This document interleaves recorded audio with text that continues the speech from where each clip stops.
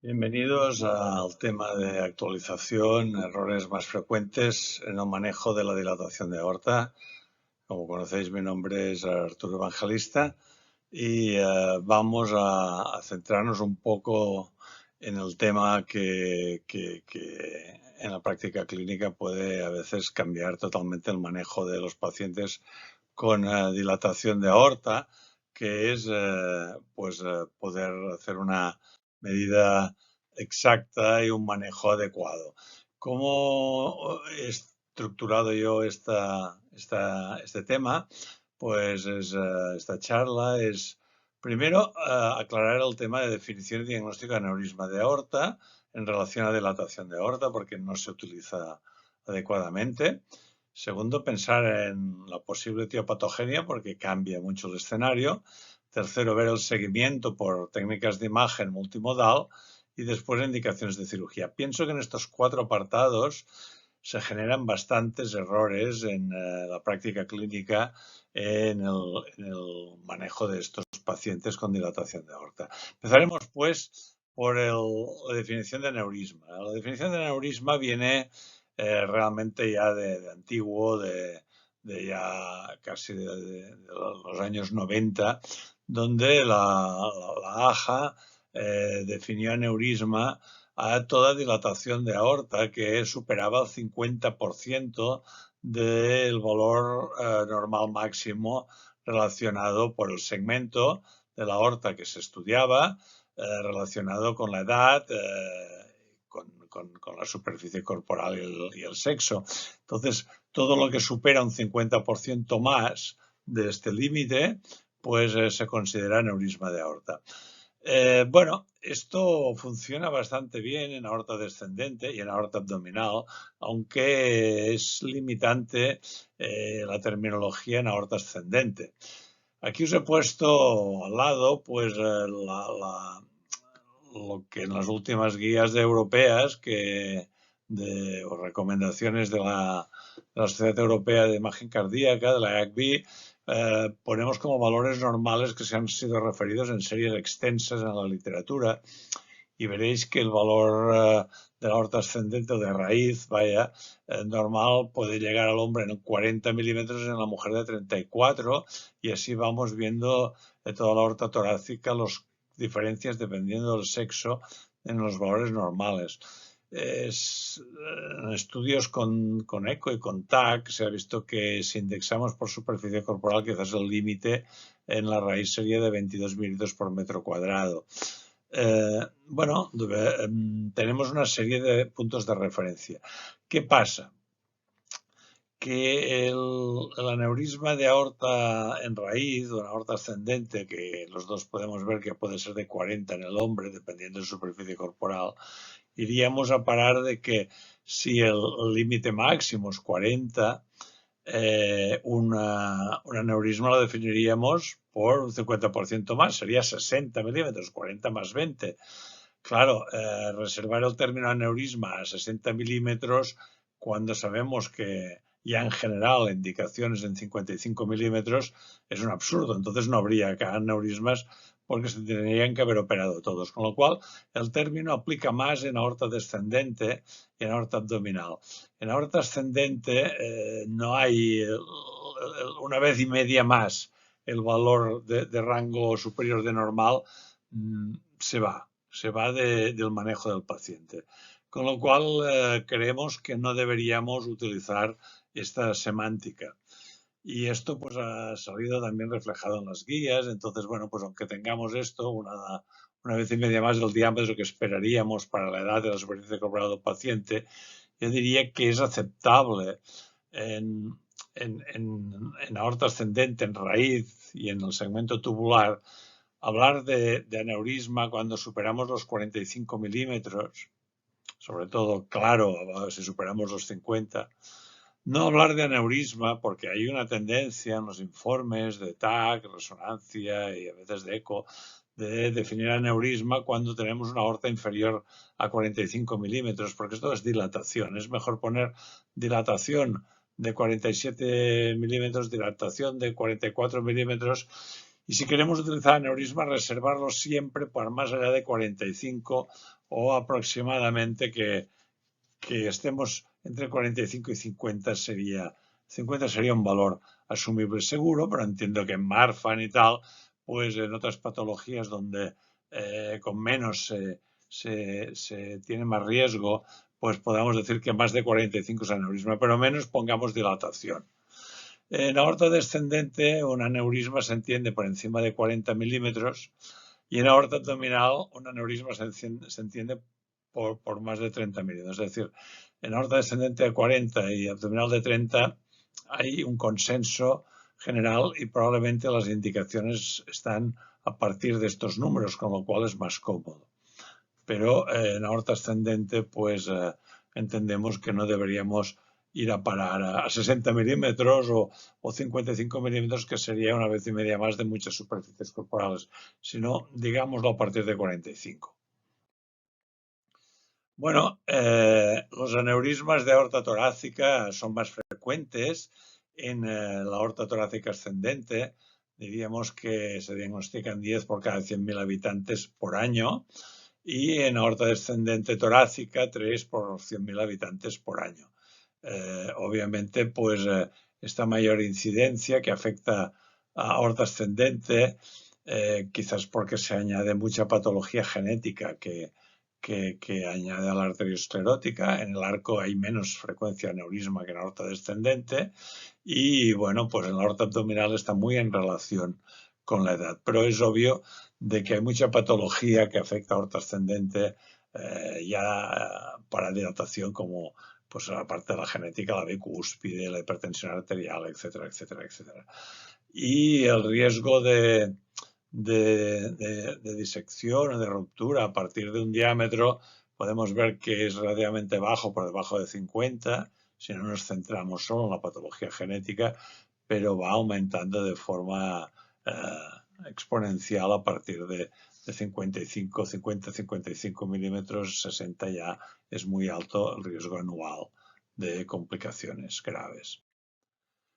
Bueno, el diagnóstico de aneurisma no deja de ser un diagnóstico por imagen, porque el paciente no tiene síntomas y por lo tanto, pues si no hacemos la imagen difícilmente lo diagnosticaremos. Por lo tanto, el uso frecuente de la placa de tórax, donde vemos a veces anormalías en la silueta, en el mediastino, y entonces pensamos que puede haber aneurisma, la fácil y frecuente utilización de la ecocardiografía también nos permite diagnosticar aneurismas, sobre todo a nivel de raído o como aquí en la parte tubular, y muy a menudo se utiliza TAC y para descartar otras cosas, yo que sé, patología pulmonar, etcétera, y uno pues ve dilatación de aorta.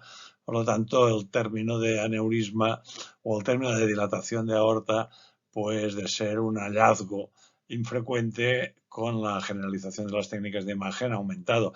Y no solo en aorta ascendente, sino también en aorta descendente podemos ver de que más pacientes que se utilizan pues el TAC y la placa de tórax, pues vamos añadiendo patología que había pasado desapercibida hasta que hubiera generado un síndrome aórtico agudo o hubiera generado pues una patología, pues yo que sé, una alteración de la deglución o la disfonía por afectación del nervio recurrente o una ruptura aórtica, ¿no?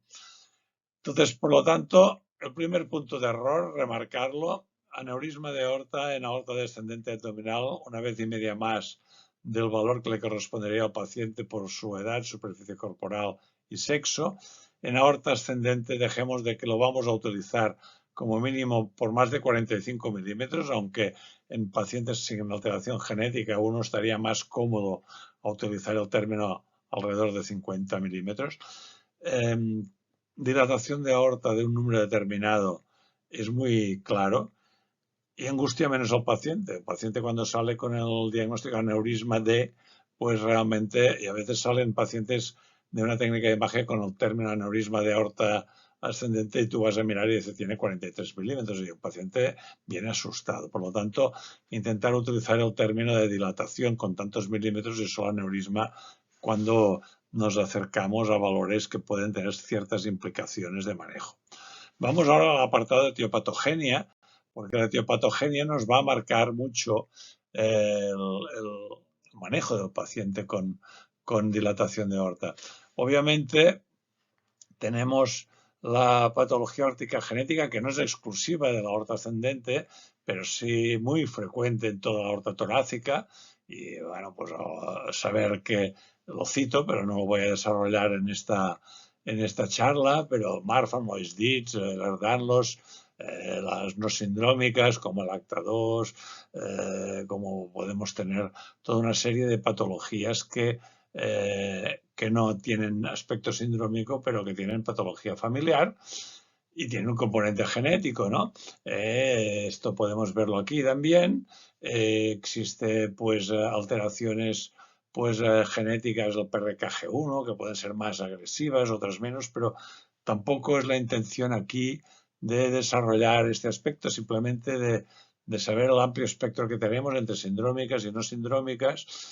Después hay patología congénita que genera dilatación de aorta, la bicúspide, síndrome de Turner, coartación de aorta y otras patologías complejas de aorta como Fallot, transposición, que van con dilatación de aorta. La hipertensión arterial, que es muy prevalente, va con dilatación de aorta. No en todos los pacientes, porque probablemente hay algún componente genético que no es una mutación, sino hay una facilitación de una debilidad de la pared de aorta, que hay hipertensos con dilatación de aorta, hipertensos con la misma severidad que no tienen dilatación de aorta, pero hipertensión dilata la raíz de aorta con mucha o con relativa frecuencia. No una severa dilatación, pero dilata la aorta. La arteriosclerosis pasa lo mismo.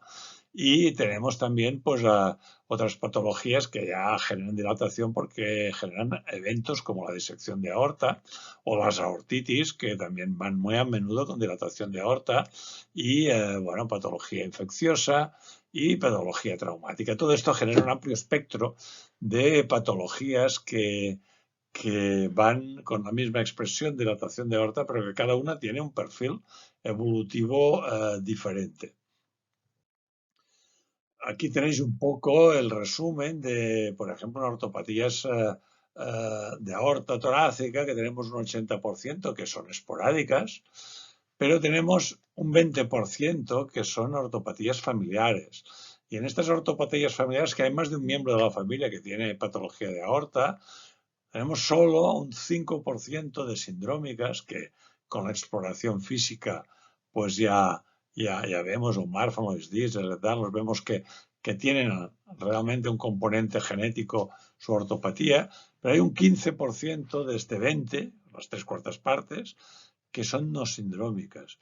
Y que estos, pues si no preguntamos si hay miembros de la familia que tienen ortopatía, no diagnosticamos que sea una ortopatía familiar.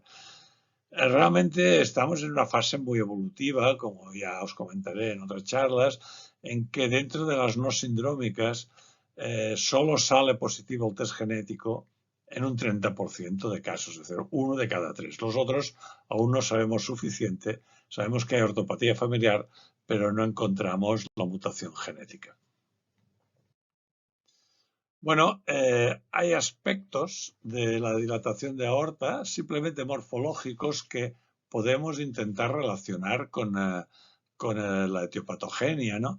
Es decir, una dilatación, una ectasia de la raíz de aorta es muy a menudo genética, muy a menudo pues tiene más riesgo que una dilatación que se localiza en la parte del segmento tubular que podemos ver en las bicúspides.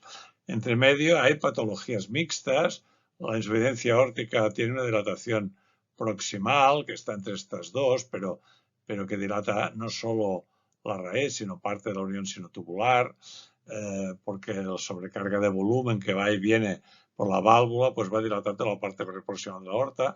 Y hay aortas arterioscleróticas que tienen un aspecto como una salchicha, que toda ella está dilatada y no se localiza en un sitio. Obviamente, uno debe vigilar mucho más las ectasias que las demás, aunque todas tienen un perfil de riesgo vigilable, pero solo con la morfología ya podemos hacernos una orientación de tipo de de variable que puede condicionar esta dilatación de aorta. Esto no es exacto, pero lo pongo porque puede ayudarnos inicialmente. Bueno, en la bicúspide, como en este caso, podéis ver de que hay dilatación de aorta. Esencialmente la parte media de la aorta, la parte tubular, está dilatada en todos los morfotipos de fusión derecha-izquierda, derecha no coronárica, que hablaremos en otras charlas, pero la parte media siempre está dilatada. La raíz de aorta, en la fusión del derecha no coronárica, que no es esta, sino que es la vertical, pues está protegida y dilata más la parte más distal. Pero esto ya lo comentaremos. En todo caso, la parte media es la que siempre está dilatada y que cuando hay una dilatación proximal en la raíz de aorta, parece que el mismo diámetro puede generar más riesgo. Por lo tanto, es importante tener en consideración que la dilatación de la raíz implica, como ya comentaremos en otras charlas, un mayor riesgo que la dilatación de la parte media o tubular de aorta ascendente. Bueno, hay otros datos que pueden hacernos sospechar que hay afectaciones no aisladas de la aorta, sino que forman parte de un contexto sospechoso de que la dilatación de aorta es una expresión más. Es decir, ya os he comentado la historia familiar, pero tenemos también la mayor frecuencia de quistes renales simples en patología de aneurismas de aorta o dilataciones de aorta ascendente. Obviamente, pues en patología que podemos ver hiperlaxitud, el signo del pulgar, a veces no Marfan o fuera del contexto del Marfan, que también lo puede dar. Tenemos la arteritis de la temporal, tenemos la bicúspide, como os he comentado. El hecho de que haya aneurisma en la aorta abdominal es muy frecuentemente arterioscleroso, pero no quita de que un aneurisma a nivel de la aorta puede facilitar dilatación a otros niveles, no seamos segmentarios. Por desgracia tenemos la especialidad muy segmentada, pero la aorta hay que valorarla globalmente, es decir, no va de diafragma, sino de globalmente, tener en consideración esto. Y bueno, saber también que hay otras alteraciones como el tronco bovino, donde veis que la carótida izquierda no sale directamente de la aorta, sino que sale junto con el tronco brachiocefálico, que también va muy a menudo facilitando la dilatación de aorta, y los aneurismas intracraneales o de otras partes del cuerpo que facilitan también o son una expresión de debilidad de la pared de aorta. Todo esto forma parte de aspectos que nos deben hacer sospechar de que hay una patología vascular y que hay una patología que puede expresar en un momento determinado en la dilatación de aorta. Por lo tanto, un poco como resumen de lo que he dicho, que a veces nosotros nos fijamos solo como si utilizáramos unos prismáticos en un segmento, hay un componente genético seguro, sea una mutación o una facilitación con otras causas como la arteriosclerosis, que facilita, depende de qué genéticas, la expresión, o la bicúspide, que también está facilitado por las alteraciones de flujo donde van, pero también en algún componente genético, porque con las mismas alteraciones hay expresiones diferentes. La hipertensión arterial, que también hay un componente genético, aparte de hipertensión, para que module la dilatación de aorta.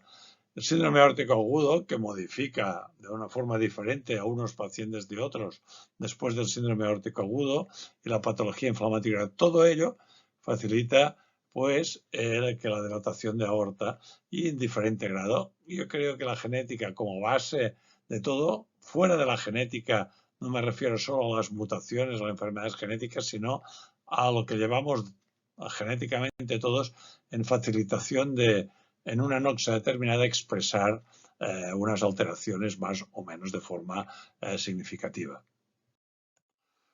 Bueno, hablando de la etopatogenia, porque ya hemos comentado estas diferentes que hay que tener en consideración, a veces no lo veremos, no sabremos ni morfológicamente por la válvula, ni por el interrogatorio que hagamos, ni por si hay alteraciones fuera de la aorta, no podremos catalogar al paciente. Diremos, tiene aneurisma de aorta, punto, no sé nada más, no tiene una bicúspide, no es hipertenso, no tiene historia familiar, lo que sea. Bueno, pero es importante de reflexionarlo porque después estas tienen un camino diferente y una progresión diferente. Siguiente punto donde hay errores relativamente frecuentes en el seguimiento, y estos son errores que son importantes. Obviamente hemos entrado de la imagen que era muy antigua, muy básica, a una imagen que ha evolucionado mucho y que en estos momentos cada una ofrece aspectos interesantes a complementar, pero por desgracia no miden lo mismo, aunque sea la misma aorta. Y esto, cuando tenemos la posibilidad de hacer una eco, un TAC, una resonancia, pues decimos, pues qué bien. Y a veces puede ser un follón. Fijaros, aquí simplemente en este trabajo que publicamos en el 2016, la pared de aorta, la medida de la pared de aorta por diferentes técnicas de imagen. Por la eco puede medir 3 veces más el grosor de la pared de aorta que por el TAC en la raíz de aorta. 1,8 o con armónico 3,2 cuando el TAC es 0,8 y por resonancia es 1,4. Es decir, las interfases, cada técnica las mide diferente, con una resolución diferente. Entonces, esto obliga a poner un poco de orden, porque si nosotros medimos pues de eco externo a eco externo, de eco interno a eco interno, sabiendo que el grosor de la pared es diferente, va a variar mucho. Con lo cual, pues hemos llegado a un consenso, porque en algunos trabajos nos han permitido decir, para evitar el marcado grosor de la pared de la aorta por eco, medamos de primer eco a primer eco y así nos ahorramos la sobreestimación de los ecos externos o la infraestimación de los ecos internos. Bueno, pues todo esto tiene una importancia. Es básico porque si no, cuando utilicemos multimodalidad, veremos que hay errores muy importantes, ¿no? Entonces, hemos llegado a esta conclusión haciendo estudios, viendo qué es lo que más se aproxima, y ese más se aproxima es lo que os he dicho, de primer eco a primer eco en la ecocardiografía bidimensional para external longitudinal, eco interno de seno a seno por por TAC o por resonancia magnética y todos medidos en diástole. Esto es lo que más reproducible es. Y con esto hacemos errores significativos, pero lo demás genera errores, bias demasiado importante. Por lo tanto, recomendamos, y las guías así lo soportan, medirlo de esta manera. Primer eco, de borde interno a borde interno de seno a seno y no de seno a comisura, lo que está en rojo. Pero hay posibilidades de error, algunos justificados, otros por aclarar, pero hay errores. Fijaros, por ejemplo, en la bicúspide tenemos de que casi un 40% de los pacientes que tienen válvula bicúspide sin RAFE, o en el subgrupo, el 30% que tienen un RAFE con apertura o con fusión derecha no coronárica, es decir, apertura vertical, casi el 40% de estos pacientes tienen una raíz asimétrica. Asimétrica me refiero a más de 5 milímetros de diferencia entre unos senos de seno a seno, depende del que midamos. Fijaros aquí que el eco mide 44 y es la misma dirección que esta resonancia magnética que mide 44, pero se nos escapa por eco este diámetro que es de 52 y que es en una aorta asimétrica, una raíz de aorta asimétrica, medimos lo mismo aquí en eco que en resonancia, pero no medimos tridimensionalmente la raíz, que es ovoide en este caso y no circular. Y esto puede pasar del 40% cuando no hay RAFE o cuando la apertura, como en este caso, es vertical. Claro, entonces esto es importante de aclararlo porque si nos fiamos solo del eco, a este señor estamos diciendo que está muy bien, que puede hacer una vida normal y que tranquilo, porque tiene un diámetro de 44, no tiene 52. Ahora, esto es un problema, porque estamos manejando mal a este paciente. Pero también hay otro problema. Este señor, estamos utilizando el eco, 44, 45, 45, 44. De golpe pedimos una resonancia y no sabemos que esto puede pasar. Y a este señor decimos, uy, hay que operar urgentemente porque usted en 2 meses, el tiempo que haya pasado entre las dos pruebas, su aorta ha crecido 8 milímetros, con lo cual hay que operarlo de urgencia. Claro, esto es otro error. Hay que saber que las medidas son diferentes en algunas circunstancias y que la multimodalidad puede hacernos estos errores, que el paciente no ha crecido 8 milímetros en 2 años, es que antes no habíamos medido nunca el de 52. Por eso el consejo es ir midiendo tridimensionalmente la aorta cuando está dilatada y ver si hay disparidades en las medidas desde buen principio. Esto es una editorial que nosotros aconsejamos pues que aún aortas inferiores a 45 que se fueran midiendo al menos una vez cuando la aorta está dilatada por taque y resonancia y ver si hay unas diferencias que sean al menos inferiores a 5 milímetros, pero yo diría que lo ideal sería inferiores a 3 milímetros, ¿no? Entonces vemos que el paciente lo podemos seguir por eco, pero si por eco decimos 42 y por taco resonancia nos sale 46, probablemente no tiene sentido fiarnos del seguimiento del paciente por eco. Entonces, esto deberíamos comprobarlo con multimodalidad, con imagen tridimensional. Y esto hay que volverlo a repetir cuando la aorta ya se va acercando a un diámetro de que pueda ser un aneurisma y acerca de la cirugía y ver otra vez dónde estamos y a partir de ahí decidir si hacemos ecos anuales, semestrales o depende de qué diámetro ya indicar el tratamiento quirúrgico, como comentaremos. Es decir, la multimodalidad sirve para desenmascarar ciertas disparidades y para no equivocarnos siguiendo solo pacientes con eco. Y cuando hay disparidades, entender que igual no ha crecido la aorta por utilizar técnicas diferentes, sino que pueden ser errores de medida. Estos conceptos son errores muy frecuentes que se hacen en la práctica clínica y se indican cirugías a veces que no hacen falta, simplemente porque un paciente de 42 ha salido de 47 por otra técnica y este paciente estaba estable durante años. Es importante de tener en consideración, y este trabajo de un grupo de Berlín de hace nada, de hace 2 años o hace un año, estudia 100 pacientes con patología aórtica, muchos de ellos genética, y fijaros que siguen las guías y aunque no hay errores de medida, de los valores medios cuadran bastante, hay una diferencia entre el eco transtorácico y el TAC que puede ser muy grande. Es decir, el 40% de los pacientes haciendo las recomendaciones, las diferencias son de más de 2 milímetros. Esto los clínicos han de ser conscientes porque si no, ellos asumen que la medida es la técnica oro y el paciente se maneja por la medida y no saben de que la medida es cuestionable, que en buenos centros midiendo adecuadamente, siguiendo las guías, hay diferencias de 2 milímetros en el 40% de los casos.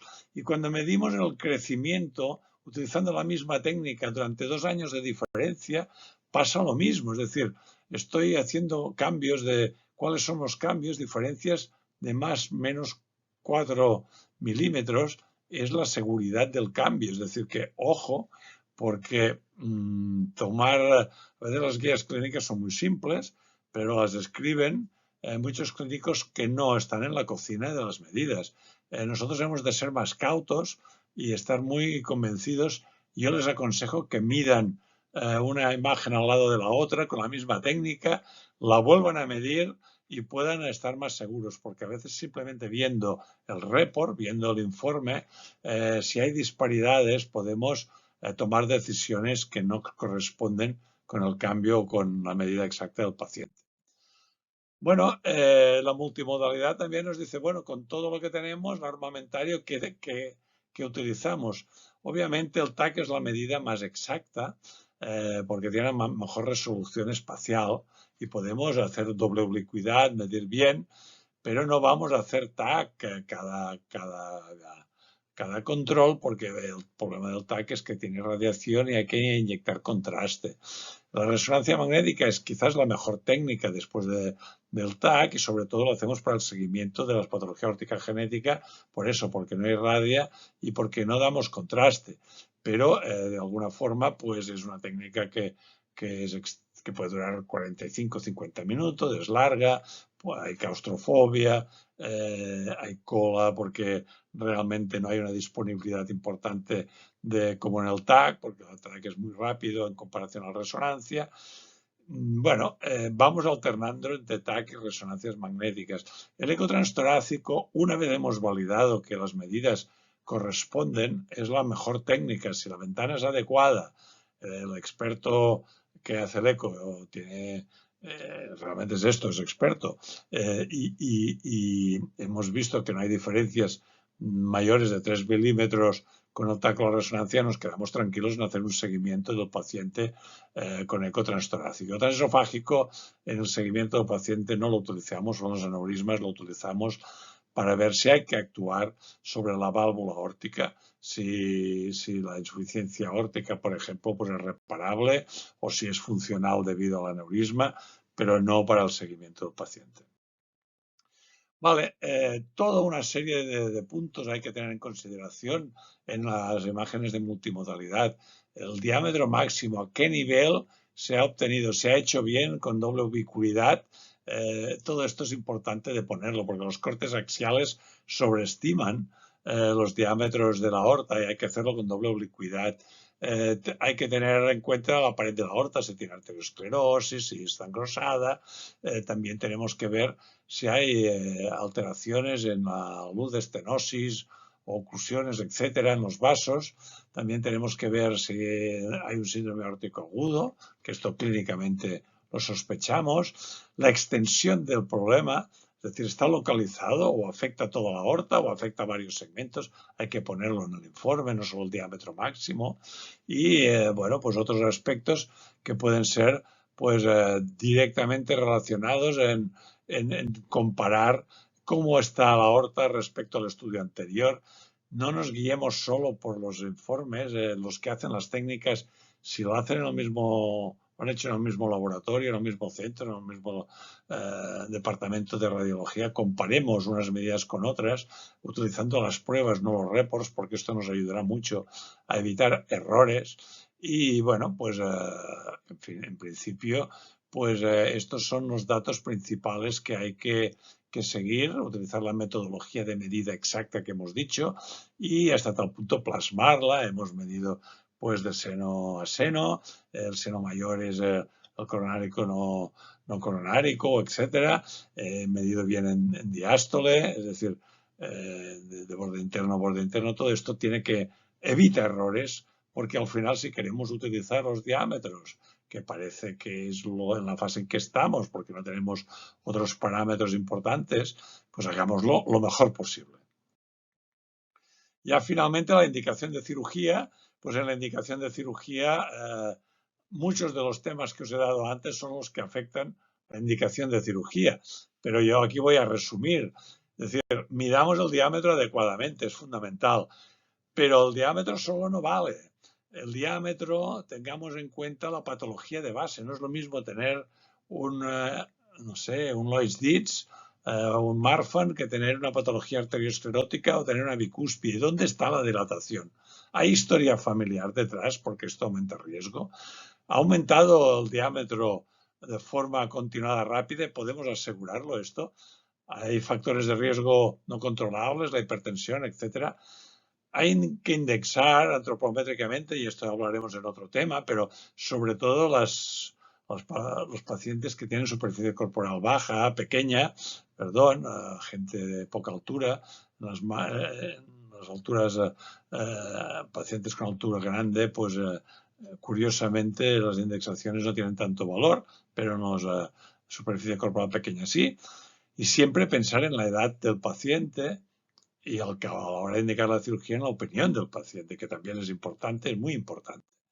Entonces, fijaros que hay estudios que marcan claramente el nivel de complicaciones cuando no hay historia familiar o cuando hay historia familiar. Los mismos diámetros cambian totalmente los eventos. Con el mismo diámetro hay más eventos cuando hay historia familiar. Y evidentemente, pues también podemos ver el crecimiento anual y el número de problemas que podemos ver, con qué precocidad aparecen los problemas, dependiendo de si hay historia familiar los eventos, disección, ruptura, etcétera, aparecen en edad más joven que si no hay historia familiar, igual es arteriosclerótico. Son aspectos que debemos centrarnos. Olvidémonos solo de visitar al paciente con un diámetro. Esto es un error importantísimo. Ya os he dicho antes, fijaros que pues una persona de 1,60 m con un diámetro de 45 ya empieza a estar en un riesgo intermedio, y en cambio una persona de 1,90 m de superficie corporal o 2 metros de superficie corporal, pues igual empieza a estar en riesgo cuando pasa de los 55. Es decir, sobre todo en personas de baja estatura o personas pues con poca superficie corporal hay que indexar. Y finalmente, pues tener en cuenta que el diámetro no cuenta solo, sino el contexto que os he dicho, pero también la edad, sobre todo la edad. No le vamos a ofrecer el mismo beneficio a este chico o este joven de 30 años que este señor de 50, que este señor de 70 o este señor que es el señor japonés de 110 años, que probablemente aquí cualquier intervención puede ser peor que la evolución natural de una cirugía que es profiláctica. Por lo tanto, entendamos de que tenemos el beneficio cuando estamos hablando de no situaciones de alto riesgo agudo, sino de prevenir un problema. Cambia mucho estos pacientes el beneficio que les vamos a dar. En algunos puede ser peor el remedio que la enfermedad. Y en otros casos, pues evidentemente, habremos de insistir en los jóvenes, pero en el paciente mayor hemos de explicarle la situación y también oír su opinión de ellos y de sus familiares. Estos aspectos son fundamentales a la hora de evitar errores en el manejo de la patología de la aorta. Es decir, espero que con esto, pues, desde lo que decimos como terminología aneurisma aorta, después cómo hemos de medir la aorta, los errores que podemos llegar a hacer al medir la aorta y cómo incluir la multimodalidad en la práctica clínica, y después tener en consideración pues los pacientes, los que tienen mayor o menor riesgo, la etiopatogenia, que depende mucho de la etiopatogenia, el diámetro tiene más o menos valor, pero otros factores como la edad influyen muchísimo. Yo creo que con todo esto vamos a manejar mejor el paciente, que no solo recordándonos que las últimas guías dicen que en 50 o en 55 milímetros o a partir de 27 milímetros o 30 milímetros por metro cuadrado. Es decir, operamos a pacientes y no operamos aortas.